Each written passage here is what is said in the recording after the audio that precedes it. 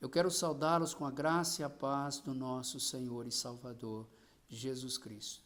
Eu quero dizer que os filhos e filhas de Deus muitas vezes passam por duras provas, por lágrimas, tribulações, angústias e sofrimento. Contudo, os filhos e filhas de Deus precisam aprender que não há impossíveis para Deus. Eu quero compartilhar um texto que está em Atos dos Apóstolos, no capítulo 12, do versículo 1 ao 5, onde a palavra do Senhor nos diz assim: Por aquele tempo mandou o rei Herodes prender alguns da igreja para os maltratar, tendo feito passar ao fio da espada Tiago, irmão de João.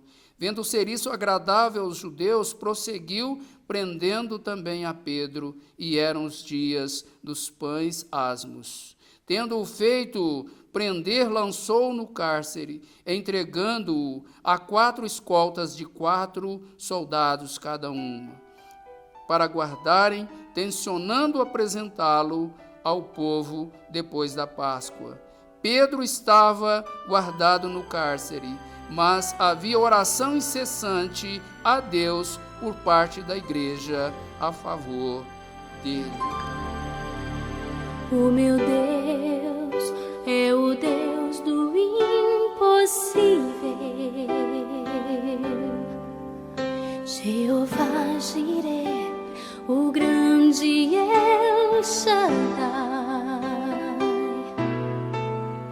que abriu o mar vermelho e ao seu povo fez passar, que da rocha água limpa fez brotar. O meu Deus é o Deus do impossível, que liberta encarcerados das prisões,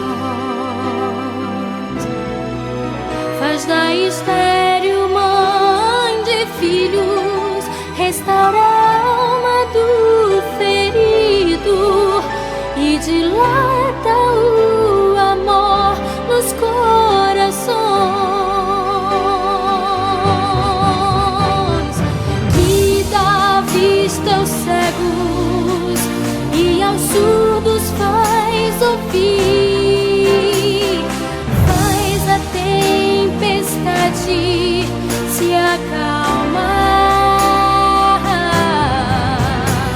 andou por sobre o mar e aos mudos fez falar, paralíticos e coxos fez andar. Oh, oh, oh. Queridos, Pedro estava guardado na prisão, mas a igreja orava incessantemente a Deus por ele. Esse Herodes, o rei, era neto de Herodes o Grande, aquele que tinha decretado a morte de todas as crianças de Belém por causa do seu intento em matar o menino Jesus. A Bíblia diz que Pedro, pois, estava guardado no cárcere, mas havia oração incessante a Deus da parte da igreja em favor dele. A oração incessante aqui não significa pressão e nem persuasão para que Deus respondesse à oração, e sim demonstra preocupação e cuidado da igreja com a vida de Pedro. É possível que a prisão de Pedro e a oração da igreja tenha durado alguns dias, mas tudo mudou na noite em que Pedro seria entregue para julgamento e possível execução. O que parecia impossível aconteceu. Sabe por quê? Porque não há impossíveis para Deus. Em primeiro lugar, eu quero destacar que parecia impossível, mas Pedro dormia tranquilamente naquela cela, mesmo sabendo da possibilidade de ser entregue à morte a qualquer momento. Pedro não perdeu o sono, mas ele dormia, e ele sabia que estava na lista das próximas execuções, tendo o mesmo destino que tivera Tiago, irmão de João. Pedro não perdeu o sono. Ele não era mais o homem pavio curto, ansioso, precipitado e nem inconstante. Pedro agora era paciente, longânimo, maduro na fé, havia aprendido a descansar e a confiar em Deus. O texto diz assim: quando Herodes estava para apresentá-lo, naquela mesma noite, Pedro dormia entre 2 soldados, acorrentado, com 2 cadeias, e sentinelas à porta guardavam o cárcere. Isso está no versículo 6. Em segundo lugar, eu quero destacar que parecia impossível Pedro escapar daquela prisão. Essa fora a 3ª prisão de Pedro. Na primeira, ele fora solto pelas autoridades judaicas. Na segunda, ele fora liberto milagrosamente por um anjo de Deus que abriu as portas da prisão. Isso está em Atos 5, 19 e 20. Desta vez, ele estava sob a segurança de 4 escoltas de 4 soldados. Pedro tinha preso ambos os pulsos. Ele tinha a companhia de 2 soldados. Cada um ficava de guarda ao lado da cela. Fora da cela, onde Pedro estava, mais 2 soldados guardavam o lado de fora daquela cela. O texto diz assim: eis, porém, que sobreveio um anjo do Senhor, e uma luz iluminou a prisão, e tocando ele o lado de Pedro, o despertou, dizendo: levanta-te depressa. Então as cadeias caíram-lhe das mãos. Disse-lhe o anjo: cinge-te, calça as sandálias. Ele assim o fez. Disse-lhe mais: põe a capa e segue-me. Versículos 7 e 8. O que parecia impossível aconteceu. Parecia impossível Pedro escapar daquela prisão de segurança máxima, mas foi isso exatamente o que aconteceu.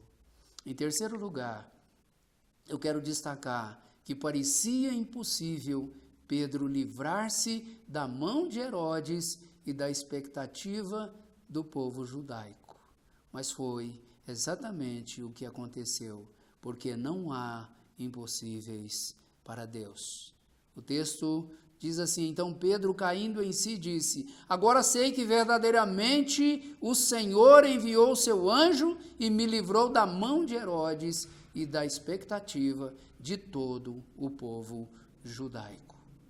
O que parecia impossível aconteceu. Deus o livrou tanto da espada quanto da expectativa do povo judeu. Quando reconhecemos a soberania de Deus, podemos crer que não há impossíveis para Ele. O Senhor está no controle, ainda que muitas vezes as circunstâncias nos fazem pensar, ou as circunstâncias dizem o contrário. Deus está no controle de todas as coisas. Deus, Ele é o Deus do impossível. Por quê? Porque não há impossível ou não há impossíveis para Deus. Eu quero concluir dizendo: Pedro, pois, estava guardado no cárcere, mas havia oração incessante a Deus por parte da igreja a favor dele. O que parecia impossível aconteceu. Amados, Pedro estava preso, mas a igreja orava. A igreja se dobrava diante do altar de Deus.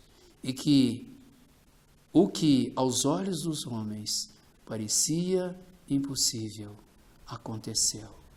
Pedro foi liberto, tanto da espada, da morte e também da expectativa do povo judaico, ou seja, dos inimigos do povo de Deus. Eu quero te dizer, confie, descanse, porque o Senhor, de fato e de verdade, quer cuidar de você. Nunca se esqueça de que para Ele não há impossíveis. Eu quero orar. Senhor, te dou graças, porque Tu és Deus soberano, poderoso. Te dou graças porque, ainda que nos possa parecer que o Senhor está distante, mas o Senhor é Deus de perto, o Senhor é o Deus que age, o Senhor é o Deus que guarda, o Senhor é o Deus que intervém. E o Senhor é Deus e opera tudo e todas as coisas. Guarda-nos e não nos deixes esquecer de que para o Senhor não há impossíveis. Eu oro e te agradeço em nome de Jesus. Amém.